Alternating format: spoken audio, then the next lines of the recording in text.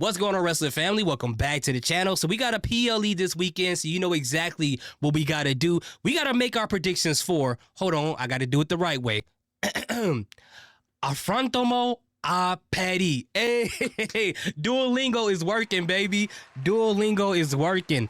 Fancy thoughts in the building. For all the uncivilized individuals watching this channel, it translates to Clash in Petty. All right. You know what? Don't pay me no mind. I'm probably the most uncivilized person out of everybody. Okay. I love you guys. I'm just playing. But in all seriousness, what we're going to do is we're going to predict what's going to happen in each match at Clash at Paris. But I also want to give you guys a letter grade for each match to let you guys know how excited I am about that match. Now, before we get started, guys, if you are new to the channel, if you love pro wrestling, if you love to have fun, if you don't like all the seriousness and you like reaction videos, go ahead and hit that like and subscribe button. I'm pretty sure you will like it here. And before we get to the card itself, I want to give a letter grade early to that crowd over in Paris. I'm giving them an A++++ with extra credit because we know how Paris gives it up. We saw what they did in Backlash in Paris. So to see them and how excited they're going to be, how much energy they're going to give, no matter how good or bad this show is, they're going to make it 10 times better than it needs to be. So shout out to the people in Paris. I can't wait to see you guys. It's going to be so much fun just watching you guys react to everything. So without further ado, let's get into exactly why we're here and start off with the first match on the card, and it is between Roman Reigns and Bronson Reed, the Tribal Chief versus the Tribal Thief. Now, when it comes to this card here, or this match, I feel the same way that I felt about the tag team match at SummerSlam. Braun Boys versus Jey Uso and Roman Reigns, where it's easy to pick Roman Reigns because everywhere he goes, it's a W. It's like being at the stadium full of Commander fans. There's W's everywhere. But I can't help but think, who needs to win the most, right? And I feel that way about this match. If Roman Reigns wins this match, he gets nothing from it. He doesn't benefit from this. In fact, he got to go film Street Fighter as Akuma. He got to go to Hadouken practice and all kind of stuff. So if he wins this match and then goes to film Street Fighter and leave Bronson Reed like this, because this whole Tribal Thief gimmick that he has, which I like, if Roman Reigns wins this match, it kills all of that. So if he does this and just walks away for a little bit, now they got to hit the reset and rebuild button on Bronson Reed to get him something that is a little bit interesting, because one of my main issues about the Vision is that although, yeah, they seem a little threatening, but they just don't feel established enough to be a believable threat as a heel faction. And a win right here by Bronson Reed would help build them in that direction, right? So in this match, I can see Braun Breaker getting involved, Roman Reigns possibly, getting multiple tsunamis in order to, to have Bronson Reed finally get the pin to make Roman look strong. And then after the match, I can see them continually attacking him to then, have Jey Uso come out and possibly try to save Roman Reigns, which could have some implications right? I can speak French, I can't even speak English.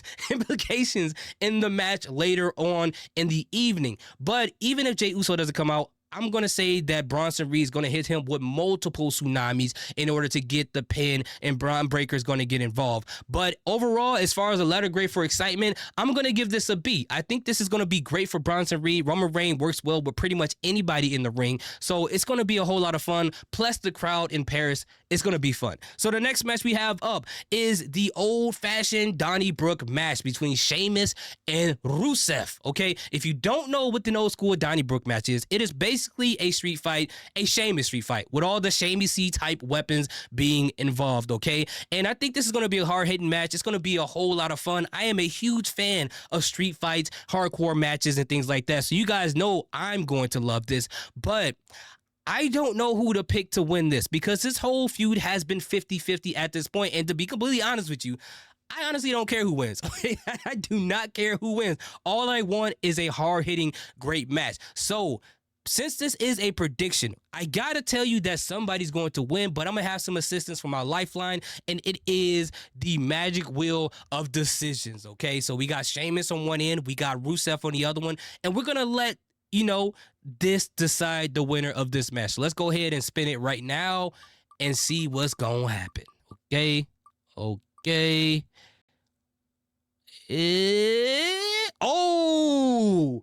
We got Rusev winning the match. Okay. That's what's up. I'm not mad at that at all. You know, as I said before, either way, as long as this is a good match, you know, I don't care who wins it. They've been fighting, I feel like, forever. This has been long. They've been. I feel like Rusev hasn't been there that long, and I swear they've been feuding for like 10 years. I like it. Just feels like it. But anyway, I can't wait for this match. I'm going to give this match a B plus as far as my excitement, just off the fact that I love these type of matches. The next match they have here on the card is the WWE Women's Intercontinental Championship match between Becky Lynch and Nikki Bella. Now, here is the thing. We saw Nikki Bella pretty much stand tall on Monday Night Raw between the exchange that, you know, she had with Becky Lynch. With Becky Lynch, I love her character. I even like her theme song. I'm not going to lie to you. I listened to it over and over. My brother told me I was weird because I like it, but it gives you like that old school Gillette commercial feel. But this character that Becky has, this heel run she has been on, has been fantastic. Probably the best title run we've got right now on the main roster, in my personal opinion. She is killing it with a mid-card title. That is how great she is, okay? But we all know, anybody with common sense know that Nikki Bella's not winning this match, okay? There is no way, no how, no reason for her to win this match. Now, the only way that I can think this can go outside of Becky Lynch winning clean as this match is if Bayley gets involved, right? Now, I feel like Bayley should be the person to go against Stephanie Vacker for that championship, for the World Heavyweight Championship. But if they do have her spin back around, you know, spin the block and go after Becky Lynch, they can have her destroy Becky and Nikki Bella, because she does have this Dr. Jekyll, Mr. Hyde, you know, Kanye West and Ye whole situation where they're just going back and forth between being evil and being good. And on Monday Night Raw, following this PLE, when people ask her why she did this, she could pretend like she didn't even do it. She could pretend like she didn't even know. Or they can go the route where she destroys people and she's like, what did I do? Like, I don't know what got into me. What made me do this? So there's so many different stories they could play into this. And I kind of feel like that Nikki Bella isn't just here for one PLE. I can see this turning into a triple threat match at WrestlePalooza, or a triple threat match at Crown Jewel or something like that. It will make more sense for WrestlePalooza. They don't need to stretch this out. But overall, either Becky Lynch is going to win or there's going to be a DQ. There's no way in heaven or anywhere else, you know, in the cosmos, that Nikki Bella is going to win this match. So I'm just going to pick Becky Lynch by default, but if it ends in a DQ, I won't be surprised. And as far as my excitement for this match, I'm going to give it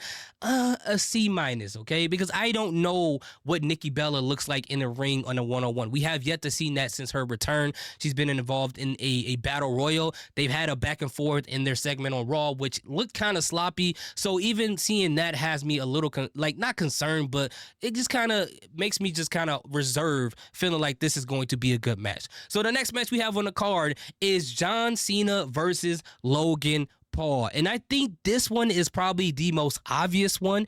And I know people hate to see people getting involved in these matches and multiple, you know, overbookings and things like that. But I think if any match doesn't have any type of overbooking, I think this one will probably make the most sense. I can see Brock Lesnar get involved in this match and helping Logan Paul to win this match, and maybe they'll book John Cena versus Brock Lesnar at WrestlePalooza, because they're gonna need some matches on that card to justify the prices and people watching it, especially the first PLE on ESPN. They're gonna need that big money match and those big names on there. So Cena versus Brock, I believe, is gonna happen there, and this is going to be the reason why it happens there. I think the match is going to be okay. I'm gonna say a C. Logan Paul is good in the ring. John Cena, you know, given what we saw at SummerSlam, that was fantastic. I'm not expecting that match to happen again between these two, okay? So I think this is going to be a fairly decent match. In the final match we have on the card, we have a fatal four-way match for the World Heavyweight Championship between Seth Rollins, LA Knight, Jey Uso, and CM Punk. And it's very interesting because on Monday Night Raw, when we saw Jey Uso super kick CM Punk, that was interesting. We're getting a little bit more edgy Jey Uso. I personally love the Uso Penitentiary Jey Uso, the Jey Uso that was paranoid in the bloodline. I like that. And if we can kind of give this version of Jey Uso a hint of that character, I think that'll make him a lot more interesting than just being the yeeter guy, you know. But In this match, I think the result is pretty obvious. I think it's going to be Seth Rollins at the end of the day. So for me, and you can see the Vision coming out and attacking Jey Uso. Whether Jey Uso gets involved in the Roman match or not, you can see the Vision coming out to help Seth Rollins, because anytime there's a fatal four-way match, we already know LA Knight's going to lose. You know, he's just like the Javon Evans of the main roster. You put him in a title match that involves multiple people, he's more than likely going to lose that match. And I think that's no different here. Just like when he had Roman and AJ Styles and Randy Orton a couple years ago, the same thing is going to happen here. But the most important thing here is what type of storyline are they going to tell between Jay and CM Punk, Jay and LA Knight? Will they have their own separate triple threat match over at WrestlePalooza?